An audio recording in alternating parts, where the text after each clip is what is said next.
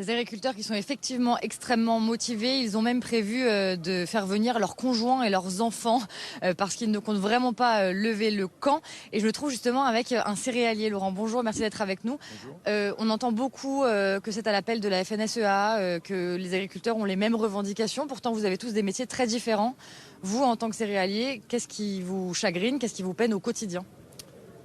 Par rapport aux annonces de M. Attal hier, moi, mon quotidien, c'était les normes. C'est un peu qu'on aurait voulu que ça bouge généralement sur les normes. Ça n'a pas été le cas. C'est pour ça qu'on va essayer de continuer nos actions pour essayer de faire bouger ça. Sachant que voilà, comme vous l'avez dit, il y a différents secteurs d'activité.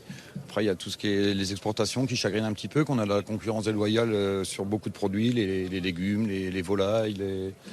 Et un sujet un peu à cœur, c'est les betteraves qu'on importe du sucre aujourd'hui pour aider l'Ukraine, malheureusement, qui est en guerre. Et qui n'a pas du tout les mêmes normes que nous. Et aujourd'hui, nous, on va nous contraindre. On a peur que notre filière s'effondre un peu grâce à ces normes-là. Donc c'est un côté un peu désolant de notre profession en ce moment. Vous faites partie des agriculteurs qui sont mobilisés ici depuis mardi sur la 16. On sait que vous n'êtes pas prêt de lever le camp et on sait notamment, d'après ce que nous a dit le vice-président de la FNSEA tout à l'heure sur notre antenne, que vous prévoyez un encerclement de Paris lundi. Est-ce que vous en serez ? Pourquoi ? Est-ce que vous avez des détails ? Bon, pas plus que ça, mais oui, forcément, qu'on y est depuis mardi, donc on va pas lâcher là, comme on dit, on essaye de faire bouger les choses. On espère tout simplement, c'est que les autres départs, tout le monde va rejouer le jeu lundi et que vraiment on va arriver à faire le boulot, comme on dit, et qu'on soit vraiment entendu, mais oui, forcément qu'on sera là.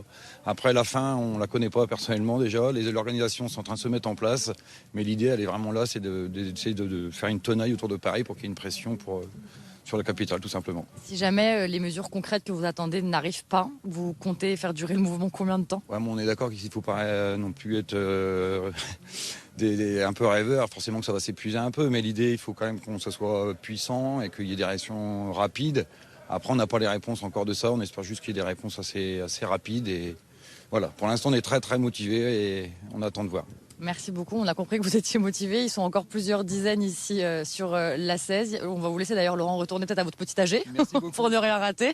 En tout cas, voilà, ils sont très mobilisés, ne comptent vraiment pas lever le camp. Et pour la suite, on va essayer d'avoir de plus en plus d'informations. Mais en tout cas, au programme pour l'instant, ils devraient, toutes les fédérations départementales et à l'appel de la Fédération nationale, la FNSEA, se rejoindre autour de Paris pour maintenir la pression, comme Laurent vient de nous le dire.